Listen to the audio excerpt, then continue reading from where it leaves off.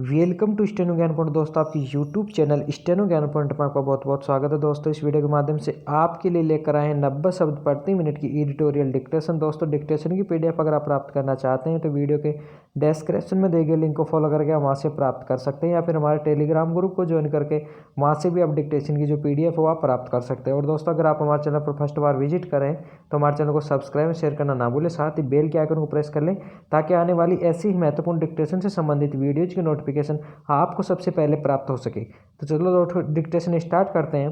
अपनी dictation start होगी just 5 second बाद। Yes start. अमूमन हर साल जाड़े की आहट के साथ ही दिल्ली और आसपास के शहरों में प्रदूषण की हवा घनीभूत होने लगती है। विराम सरकार की ओर से या तो इससे निपटने के सीमित उपाय किए जाते हैं या फिर लोग इससे जूझते हुए कुछ महीने गुजार लेते हैं। विराम इस बीच प्रदूषित हवा से जो नुकसान होना होता है वह हो जाता है। विराम लेकिन इस साल यही प्रदूषण दोहरी चिंता पैदा कर रहा है। विराम दरअसल पृथ्वी विज्ञान मंत्रालय की दिल्ली के लिए वायु गुणवत्ता पूर्व चेतावनी प्रणाली यानी सफर ने शहर के प्रदूषण में पराली के धुएं की हिस्सेदारी के बढ़ने का अनुमान जताया है, जिससे अगले 2-3 दिन दिल्ली में हवा बेहद खराब रहेगी।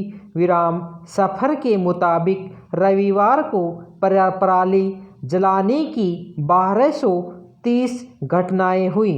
विराम दूसरी ओर पर्यावरण प्रदूषण नियंत्रण प्राधिकरण ने भी वायु की गुणवत्ता और ज़्यादा खराब होने की आशंका जताते हुए सोमवार को उत्तर प्रदेश और हरियाणा की सरकारों से ऐसे थर्मल पावर संयंत्रों को बंद करने के लिए तैयार रहने को कहा है जो 2015 में तय किए गए मानकों पर खरे नहीं उतरते हैं।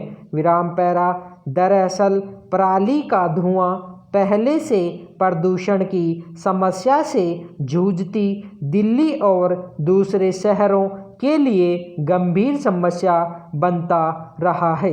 विराम मौसम बदलने और हल्की ठंडक आने के साथ ही सतह के ऊपर हवा घनीभूत होने शुरू हो जाती है और पराली या वाहनों से निकला धुआं आसानी से ऊपर नहीं उठ पाता है।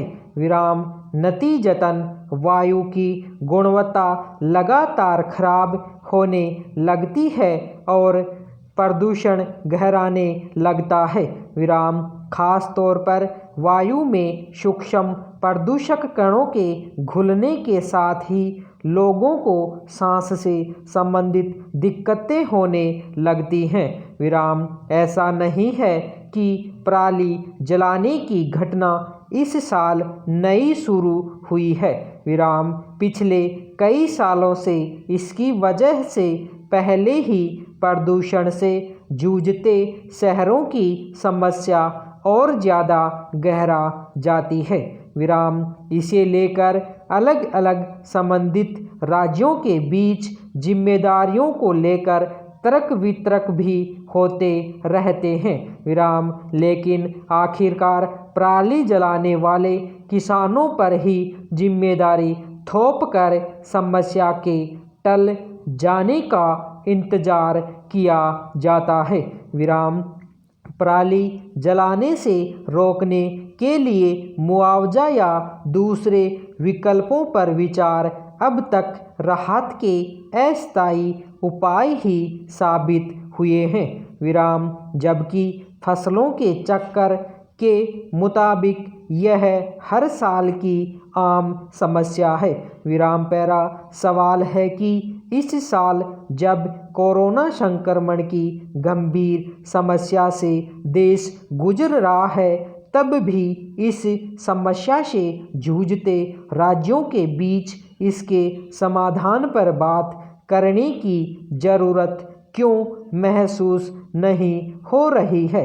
विराम पिछले 6 महीने में लगभग सभी लोग यह समझ चुके हैं कि कोरोना का संक्रमण मुख्य रूप से श्वास नली और फेफड़े को संक्रमित करता है।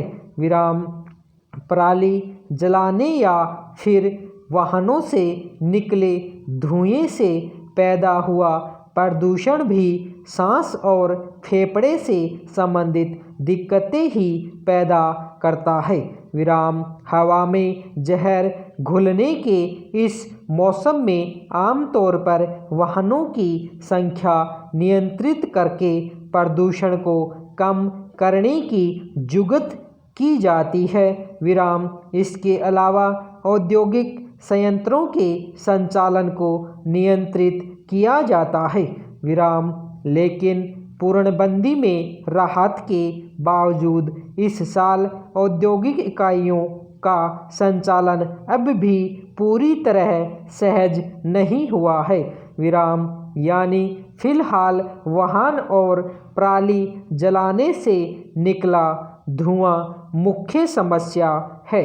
विराम इसलिए सरकार को आने वाले दिनों के जोखिम को ध्यान में रखते हुए धुएं और हवा में घुलते जहर को कम करने के उपायों पर गंभीरता से अमल करना चाहिए।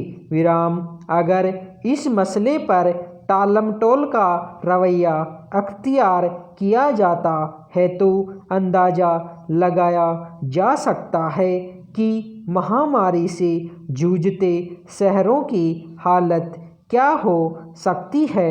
धन्यवाद।